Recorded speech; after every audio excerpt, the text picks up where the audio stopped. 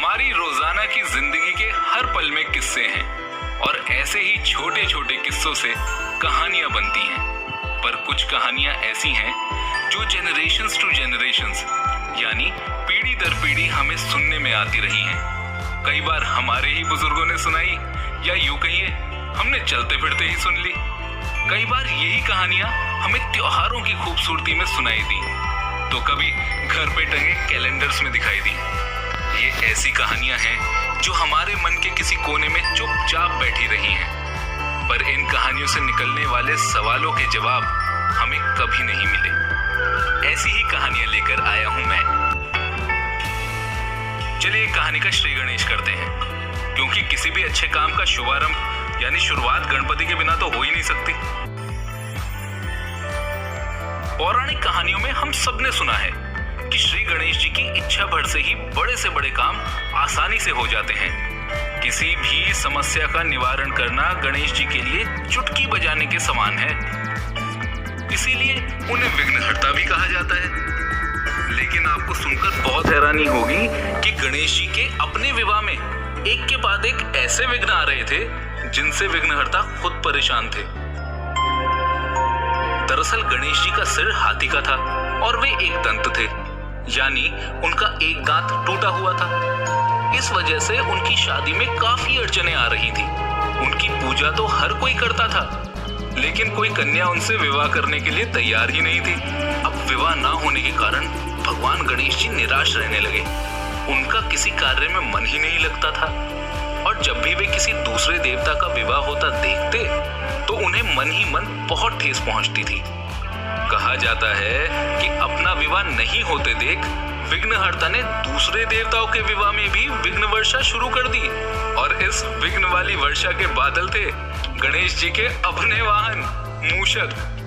गणेश जी के आदेश पर दूसरे देवताओं के विवाह में जाकर मूषक अलग अलग तरह से रुकावट डालने का प्रयास करते थे।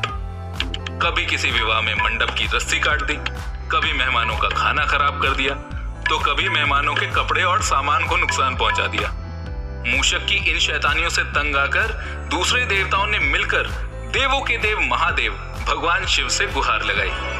ये शिकायत सुनकर पहले तो भगवान शिव भी बहुत हैरान हुए और फिर वे भी परेशान हो गए, क्योंकि गणेश जी के मूषक द्वारा की जा रही इन गतिविधियों का भगवान शिव के पास भी कोई हल नहीं था। ऐसे में शिव पार्वती ने देवताओं से कहा कि इसका समाधान अगर कोई दे सकता है तो वे सिर्फ ब्रह्मा जी हैं। अब सभी देवता समाधान की उम्मीद में भगवान ब्रह्मा जी के पास गए और जब वे वहां पहुंचे तो उन्होंने देखा कि भगवान ब्रह्मा तो योग में लीन है, लेकिन कुछ ही देर बाद देवताओं के समाधान के लिए उनके योग से दो कन्याएं रिद्धि और सिद्धि प्रकट हुईं। ये दोनों ही ब्रह्मा जी की मानस पुत्री थी। कुछ देर बाद जब ब्रह्मा जी ने अपनी आंखें खोली तो सभी देवताओं ने उन्हें अपनी समस्या के बारे में बताया।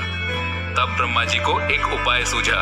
वे अपनी दोनों पुत्रियों को लेकर गणेश जी के पास पहुंचे और उन्होंने कहा, गणपति जी, क्या आप मेरी इन दोनों पुत्रियों को शिक्षा दे सकते हैं? ये बात सुनकर गणेश जी अपने स्वभाव के अनुसार तुरंत रिद्धि और सिद्धि को शिक्षा देने के लिए तैयार हो गए। अब इसका नतीजा ये हुआ कि जब भी मूषक द्वारा गणेश जी के पास किसी के विवाह की सूचना आती तो रिद्धि सिद्धि उनका ध्यान भटकाने के लिए कोई ना कोई प्रसंग छेड़ देती थी। गणेश जी शिक्षा देने का अपना वादा पूरा करने में व्यस्त हो जाते थे और देवताओं का विवाह बिना किसी बाधा के पूर्ण हो जाता था। ये सिलसिला बहुत समय तक चलता रहा, लेकिन जब एक दिन मूषक ने गणेश जी को देवताओं का विवाह बिना किसी रुकावट के संपूर्ण होने के बारे में बताया तो उन्हें सारी बात समझ आ गई और वे क्रोधित हो गए। उनका मुख लाल हो गया और वे रिद्धि सिद्धि को श्राप देने के लिए तैयार हो गए। वे अपने आसन से उठे और उन्होंने बहुत तेज आवाज में रिद्धि और सिद्धि को पुकारा। गणेश जी की क्रोधित आवाज सुनते ही दोनों बहनें रिद्धि और सिद्धि तुरंत वहां आ गईं। तब गणेश जी ने गुस्से से उन्हें डांटते हुए पूछा, क्या तुम दोनों यहाँ मेरा ध्यान भटकाने के लिए ही आई थी? रिद्धि सिद्धि ने डरते डरते धीरे से जवाब दिया, प्रभु हमें माफ कर दीजिए, हमारा उद्देश्य आपको दुख पहुंचाना बिल्कुल नहीं था।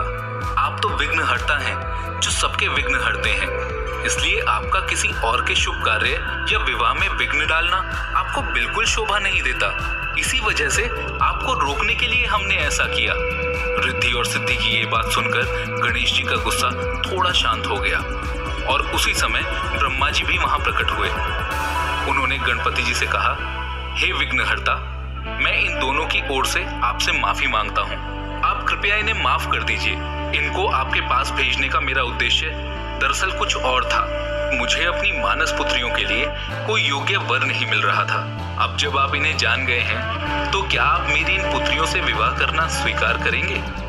तब भगवान गणेश जी ने रिद्धि सिद्धि को माफ करके ब्रह्मा जी का ये आग्रह स्वीकार कर लिया और फिर गणेश जी का विवाह धूमधाम से रिद्धि और सिद्धि के साथ हुआ और इसके बाद ही वो कहलाए रिद्धि सिद्धि के दाता। पर क्या आपको पता है, गणेश जी के 2 पुत्र भी थे, शुभ और लाभ, जो अक्सर आपने लोगों के घरों के बाहर लिखा देखा होगा। शुभ यानी गुड लक और लाभ यानी बेनिफिट। हल्दी या कुमकुम से घर की चौखट पर शुभ और लाभ लिखने से आपके घर में सदैव सुख और खुशियां बनी रहती हैं। और यही शुभ लाभ अगर आप अपने ऑफिस या अपनी दुकान पर लिखते हैं तो आपको अपने काम में प्रॉफिट के साथ साथ सेटिस्फेक्शन भी मिलता है और बेवजह की टेंशन्स आपसे दूर रहती हैं।